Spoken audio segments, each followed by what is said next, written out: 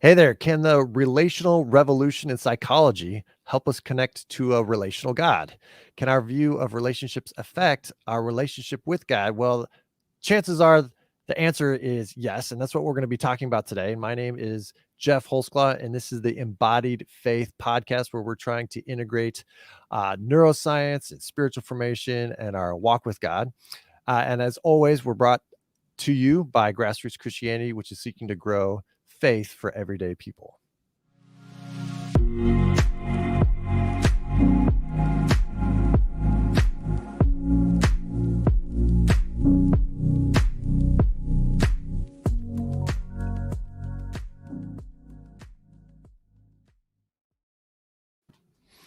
And today we have a guest, Dr. Todd Hall, who is the professor of psychology at Rosemead School of Psychology at Biola University. He also serves as a faculty affiliate at the Harvard Human Flourishing Program at Harvard University.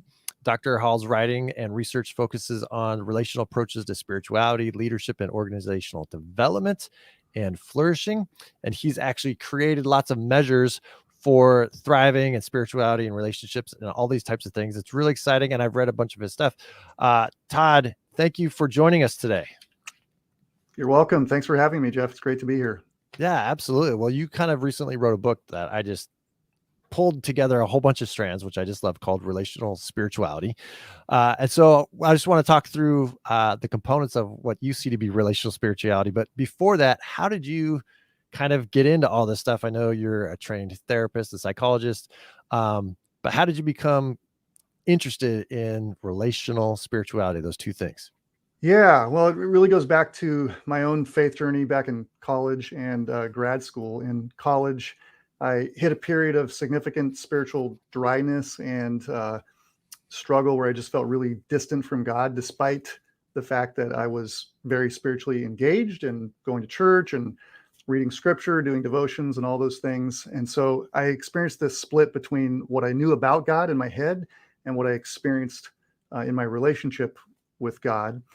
And so then I went to grad school in clinical psychology. And during that time, I experienced a lot of growth through studying psychology, also through my own therapy.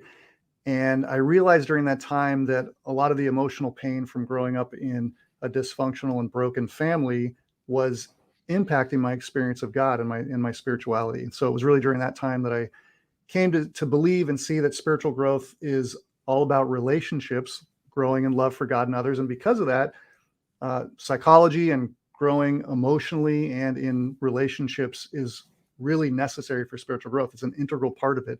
So I actually ended up doing my dissertation on the relationship between psychological and spiritual maturity. And so in a sense, this relational spirituality book is an extension of my dissertation that I did 25 years ago. Okay, we need to back up, because you said that your spiritual journey and your faith actually grew because you studied psychology. Most people think that psychology will ruin your faith. It will demystify all the spiritual matters. And it's those atheists that are coming for religion, but that didn't happen for you. No, that didn't happen. And I think part of that, What? yeah, there's a I'm lot just of kidding, different of views, course. right, about the role of psychology in spiritual growth. As you know, there's some leaders who hold that psychology really shouldn't have a place, and that scripture is totally sufficient for what we need to grow spiritually. I think part of that really comes down to how you understand and conceptualize spiritual growth or sanctification, and that's really what I'm trying to talk about in the book. Is that, like I said, that if spiritual growth is really all about relationships, and I think there's a scriptural basis for that I try to lay out in the book, then psychology helps us to understand how we grow in, again, love for God and others. Yeah, excellent. Well, then, so let's just be specific then. What do you mean, just briefly overview, by relational spirituality? Why do you have to add relational as a modifier to this idea of spirituality? Yeah, that's a great question. So, yeah, the term relational spirituality refers to a broad model or paradigm that I'm trying to develop in the book, Paradigm of Spiritual Transformation. And it's based on the basic idea that human beings are fundamentally relational, that's what it means to be created in the image of God. and that spiritual growth, again, is all about relationships, growing in love for God and others in the context of community, and that this is a relational goal and a relational process. And so, yeah, so that's, I think what the term is getting at there, Jeff. And then to contrast it with something you mentioned, overly rationalistic views of spirituality. So how would a relational spirituality be different and hopefully better than just a rationalistic kind of view of spirituality? Right. So what I mean by a rationalistic view is a view that actually goes way back to the early church, and I trace this in chapter 1 of the book. And so it's this basic approach that holds that if we just acquire enough knowledge about God, meaning conceptual or what I call explicit knowledge about God, that will automatically lead to spiritual growth and maturity. There was a recent study of the state of discipleship that actually talks about this and concludes that there's an assumption that the appropriation of biblical knowledge will by itself lead to spiritual maturity. And that's exactly what I'm getting at. And I think there's a growing recognition that model is truncated. And it's not that we still need conceptual and explicit knowledge of God and Scripture, but it's got to be integrated with what I call relational knowledge, with our heart, essentially, with our experience. Mm-hmm. So then what is the difference between explicit knowledge and implicit knowledge, or head knowledge and heart knowledge, as sometimes we're talk about, or in other episodes of this podcast, left brain knowledge, explicit knowledge, and right brain kind of relational knowledge. And we don't have to agree on all those different things, but what do you see as that kind of the differences, and why does it matter for spirituality? Yeah, right. Explicit and implicit. Definitely. So the idea is that there's these two basic distinct ways of knowing, and we experience this all the time, really. And I mentioned the split I experienced in my own life of what I knew about God and what I experienced with God relationally. And so this is something that I've seen in my own life and working with clients and students for many years, that oftentimes there's this split, and where we see these two different ways of knowing. There was one example is a gal I interviewed for a research project, and she was a young woman who was very spiritually engaged, much like I was, mentored by leaders in her youth group, and yet she got to a point where she went through what she called an empty and dark period, and that went on for 5 years. And she said that she got to a point where it came to a head, and she, at a camp, really just cried out to God and said, "God, maybe you gave up on me. Maybe I did something wrong, and you left me." And so the question we're trying to address here is, how does somebody who knows so much about God, at least for their level of development, feel so far away from God? And the answer is, these two ways of knowing, that they are distinct. So explicit knowledge is really, conceptual knowledge. It's things we know about God. It goes by a lot of different names, as you mentioned, Jeff. And it's important, but it doesn't directly drive how we experience relationships and how we experience ourselves. And so this other kind of knowledge is what I call relational knowledge, more specifically implicit relational knowledge. And that's an experiential form of knowing in relationships. It's also referred to as personal knowledge or tacit knowledge, experiential knowledge, gut level knowledge, intuitive knowledge, lots of different names. But implicit relational knowledge is really an internal code, if you will, or wiring that tells us how to relate to others in order to maximize our sense of connection. And it's based on previous experience in close relationships. And so that kind of ties in with attachment theory, which I'm sure we'll get into a little bit later. But because it drives really how we experience God and others and relate, it's critical for spiritual growth. So some would say, like, explicit knowledge is knowledge that you kind of recall from your mind, and it's things you kind of think about or have learned, had a process of learning that you can kind of point back and say, "Oh, I went to seminary and that's when I learned this," or I read that blog, I read this book, and that's where I learned this knowledge. So it's a much more specific, articulate kind of knowledge. But then relational knowledge or implicit knowledge, it can feel like it kind of comes out of nowhere, or you just have a sense of things, like you said, in the gut then. So it's not in the head. It's like you feel it in your body, intuition, maybe some people call. So it's all these different kind of things, but it kind of, it's very in the moment. rather than like in the future or in the past or these types of things. So Right. then why does that distinction, why is that helpful for understanding spirituality then? Yeah. Again, it goes back to the idea that this is what actually drives how we relate to others and to God, because it's processed automatically. It's outside of conscious awareness, and it actually drives how we relate. And so what happens is, to tie it into attachment theory is, people who are, what we call attachment figures, so caregivers, right? Parents, parental type figures, those experiences get internalized in this form of implicit relational knowledge.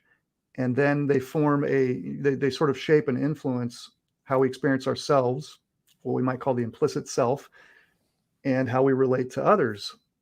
And again, they do this outside of conscious awareness. So that's why it's critical for spiritual growth, is because that's what's driving the show in a sense. Another way to think about it, Jeff, is if, when there is ideally they're integrated, right?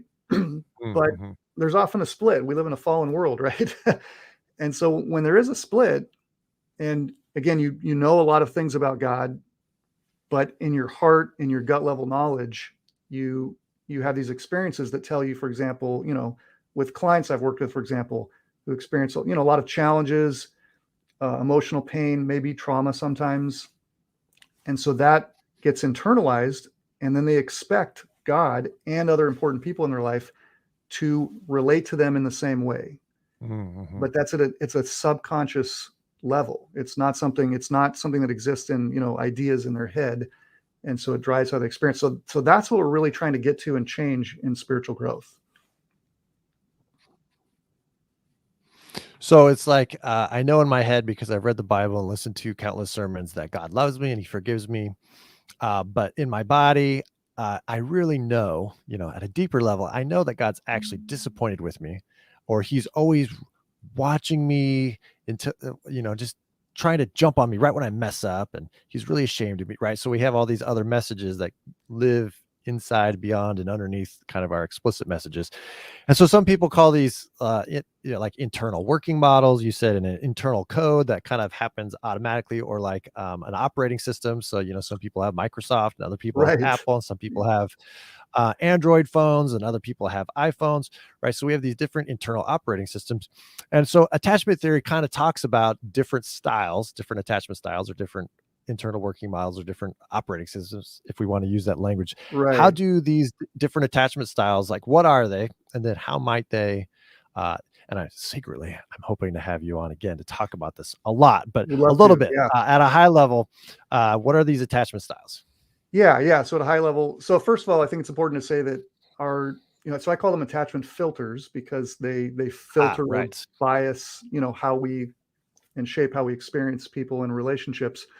But in attachment theory, they're called internal working models. And what's interesting is this idea shows up in a lot of different theories, and it has different names: schemas, mental models, things like that.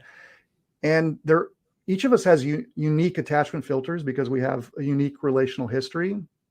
So that's important to recognize. When you get to know somebody better, the broad patterns start to become more clear, and you get more nuance, right, on their relational history and their attachment filters. But as you mentioned, research has kind of established that there are four broad patterns, or attachment tendencies, or styles they're sometimes called. So there's secure, which is kind of the main positive one. And so there's a psychologist named Diana Fosha who refers to this as feeling and dealing.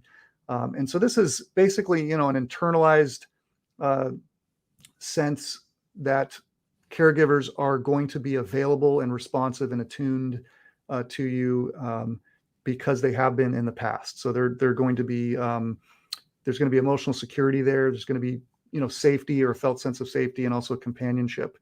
So that's secure attachment. And then there's preoccupied. There's several kinds of what are called insecure attachment. So there's several subgroups of those. Preoccupied attachment is when the attachment system becomes hyperactivated, and that's a strategy to maintain some kind of connection that was learned in early childhood. And Fosha calls this feeling but not dealing. So there's a lot of emotion. People who are operating in this operating system, as you put it, Jeff, tend to have a lot of anxiety and be sort of clingy because there's a real fear of abandonment, right? There's this Mm. expectation at a gut level that people are going to leave, and so they have to hyperactivate their need to get people to stay. Then there's dismissing attachment, which is sort of the opposite of preoccupied, where the attachment system is kind of shut down or deactivated. So dealing but not feeling. And so we think that comes from, when caregivers are consistently unavailable. And so people learn to be self-sufficient and to not really experience their emotional needs for their caregivers, and to not express those. And then there's a type called fearful or sometimes disorganized, and those are slightly different. They come from different ways of measuring attachment. But that would be when the caregivers are either frightened themselves or scary to the child. And so that's sometimes called fright without solution, and just Mm-hmm. leads to a lot of, disorganization in their relationships. So then how could these attachment filters then affect our spirituality or our relationship with God? We learn all these things because these attachment filters, they give us kind of a unique sense of self, of our relationship with others and what can be expected of the world. So people with more secure attachment have kind of a high level of confidence in their own ability and agency as a person. They have kind of a higher view of other people, that they're helpful and generally, you know, helpful participants in the world, and in the view of the world that things will turn out in the long run, that good things kind of outweigh bad things or something like that. Yeah. Whereas, we can kind of nuance all these, but the insecure attachments have all sorts of different views of themselves, others in the world, that also affect, and God kind of comes into that, as well as Right. church and spiritual relationships. So I just threw a bunch of other stuff out there, but how have you seen these attachment filters then work in relationship to God or other spiritual matters? Yeah. So they tend to play out in the sense that people who have so this is something, I mentioned I experienced this in my own life and saw ways that my own background kind of impacted my experience of God. And really started to, when I started to do clinical work and therapy, I started to see this pretty much to a person, and that led me to do research on this. And so, with clients, I would see that clients who had experienced, maybe they have a dismissing attachment, and they're shut down, and caregivers have not been there for them, not been available. They, regardless of what they know in their head about God, they at a gut level expect God to relate in the same way and to not be there for them. And the same with preoccupied. They would tend to, if they had that sort of attachment style as a predominant tendency, they would tend to experience a lot of anxiety in their relationship with God. And sometimes you have to dig a little bit to get to that. But it was, it's always there under the surface. And research really confirms that as well. When we look at research on how human attachments relate to God attachment, they do tend to correspond when we get down to the experiential level. Mm, mm. Right. And you have a great couple articles that explain all of that at a very technical level, which I thoroughly enjoyed.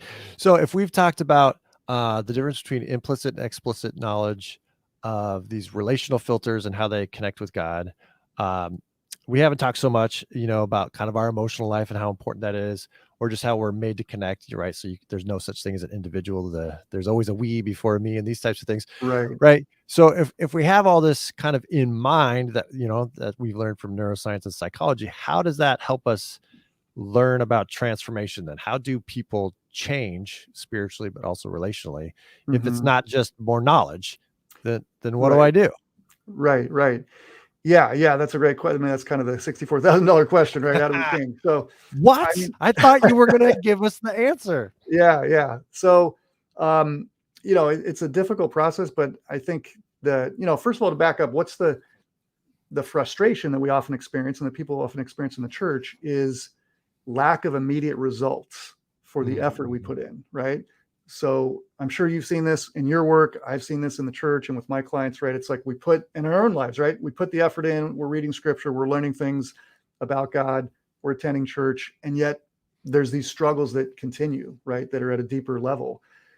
And that gets frustrating. And so, and that's understandable. And I think that's part of what I'm trying to explain in the book, to help people understand that spiritual growth it's not a linear process. It's a messy, non-linear process. And so, I think, so part of it's understanding the nature of this deeper kind of, what I call transformational change in the book. And that's partly understanding the goal, again, is to change our attachment filters, to change the implicit self, if you will, how we experience God and others at a deeper level, and for that to become more secure, as you described so well with the secure attachment, to develop this more internalized sense that I'm loved by God, not just that I know it up here, right, but that I actually experience love from God, and that helps me, to love others. One of the phrases I use in the book to capture that is that we are loved into loving, that we don't become loving and grow in love just through head knowledge. That's part of the picture, but we have to experience this, with God and with other people. So that's part of it, is understanding the goal. And then, as I just mentioned, understanding that it's a winding journey, right? It's not a linear process where you just put 2 units of effort in and then boom, you're going to get immediate results, right?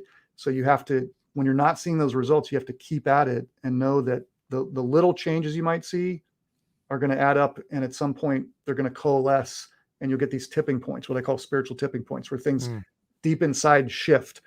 And when you don't see the change happening, there's still things happening below the surface. So that's important to remember. But, I think the basic answer to your question, Jeff, how does this happen? It happens through new, loving relational experiences.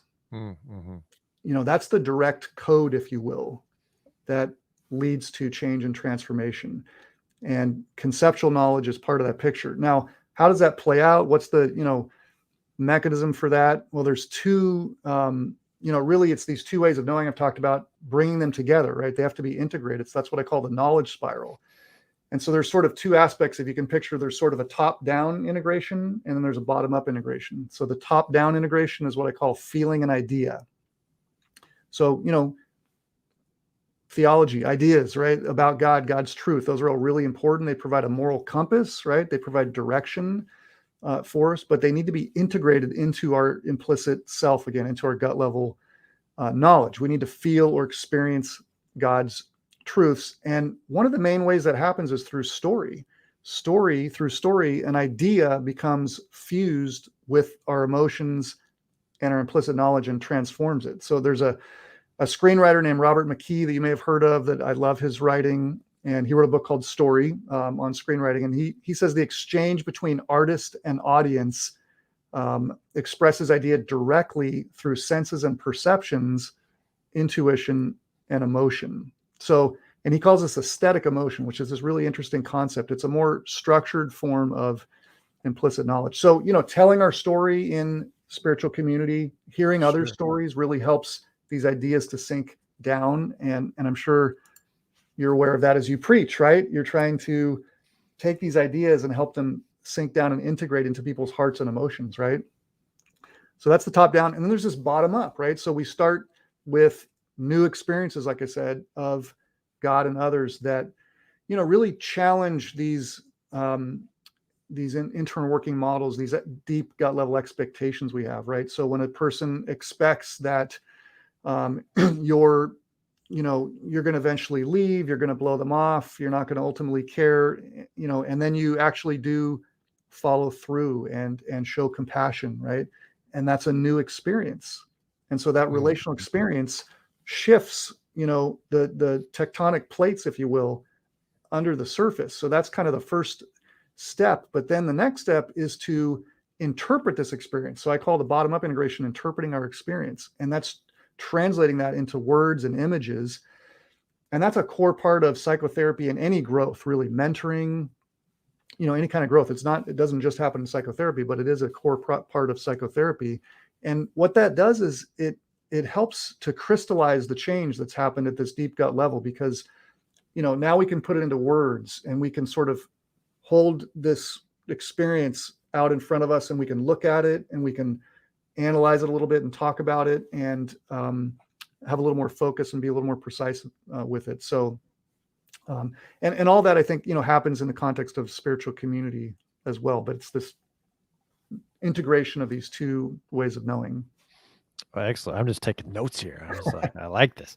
Um, so all this is to kind of shift the topic a little bit, is what you're saying is both for this kind of top down, feeling the idea that happens through new relational experiences, and the bottom up interpreting of an experience also happens through concepts that you receive in community through uh, relationship with other people. So it's all relational. So spirituality is really not an individual sport. You know, it's not like golfing where it's like I just need a couple better clubs and I need to like swing better. I need to work on my putting game or my or whatever, right? And Mhm. it's just me and God, and I'm overcoming, the rough terrain. Or it's not just like tennis where I'm just like battling the devil or the flesh or whatever you want to call it, right?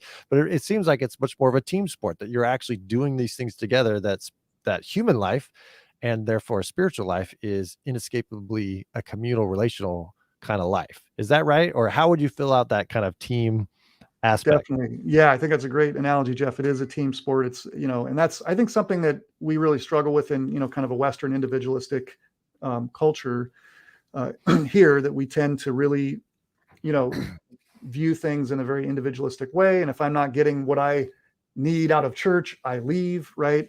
And go find somewhere else where I can be entertained and get my needs met and those sorts of things. So I think it really does happen in a community. And, one of the concepts I talk about in the book to try to explain, help us understand spiritual community and how to be more intentional about it, is the idea of an authoritative community. And so that's a Mm, social science concept that's really interesting. It's based on the idea of authoritative parenting. And the basic idea is that this type of parenting and community, in this case, blends or integrates warmth on the one hand and moral structure on the other hand. mm, And so these are communities that are multi-generational.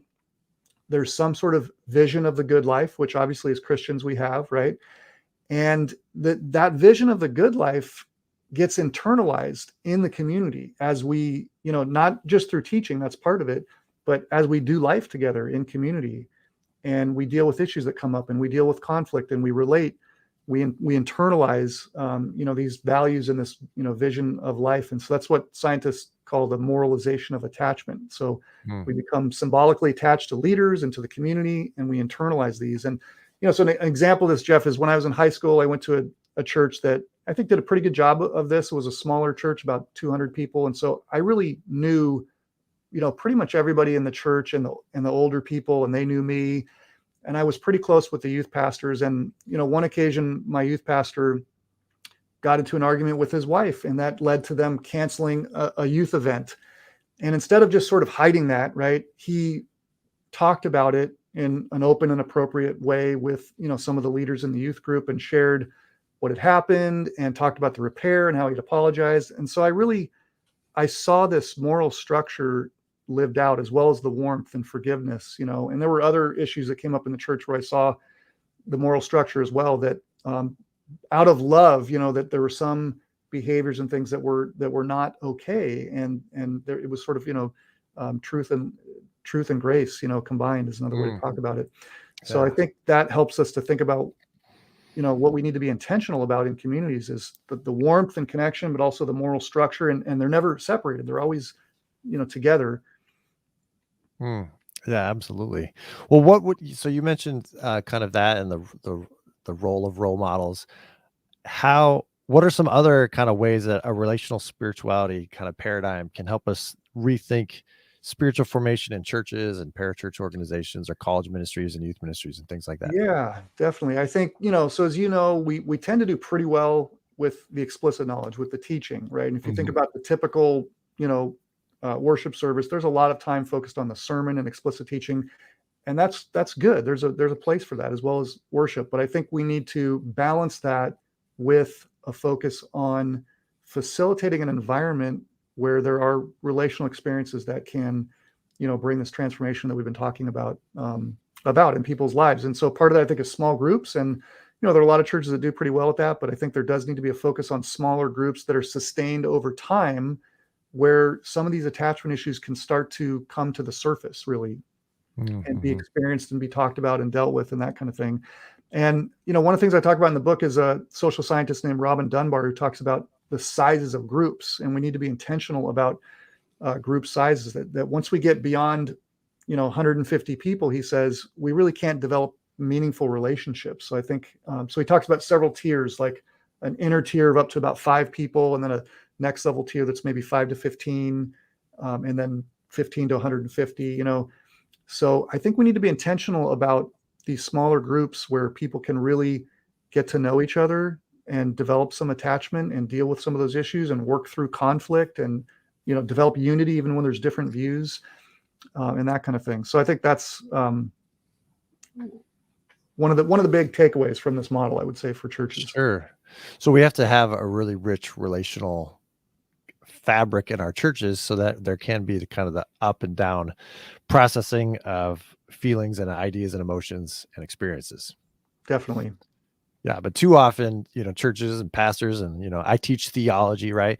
Where, we just feel like, well, if we give people better ideas, then that'll just straighten out how their body feels. It'll straighten out how they spontaneously react to stressful situations. It'll somehow all of a sudden fix, this implicit knowledge about their feelings of God being disappointed with them. No, God doesn't. See, look here, here's a Bible verse, remember. And those things are not wrong. They're just not enough, for sure.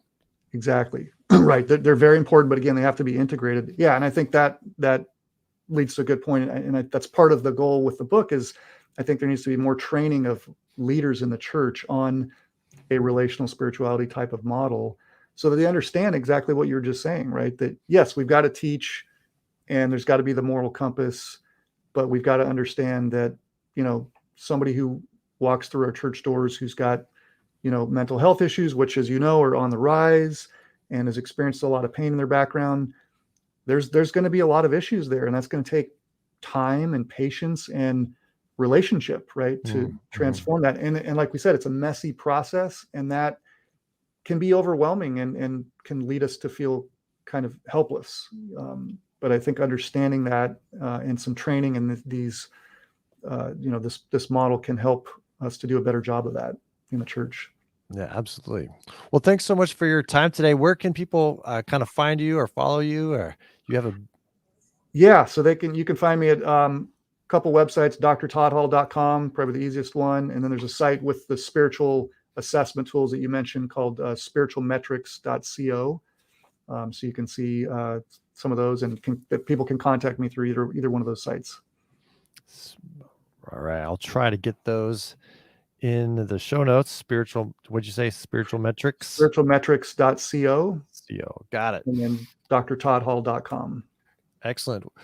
Well, as always, you can find this podcast wherever you listen to podcasts, on Spotify, on iTunes, and other kind of places. Also on YouTube, if you just look up my name, Jeffrey Holsclaw, Jeff with a G. Well, Todd, thanks again, and I would love to have you on again sometime. Would love to be on. Thanks a lot, Jeff. Appreciate Excellent. it. Thank you.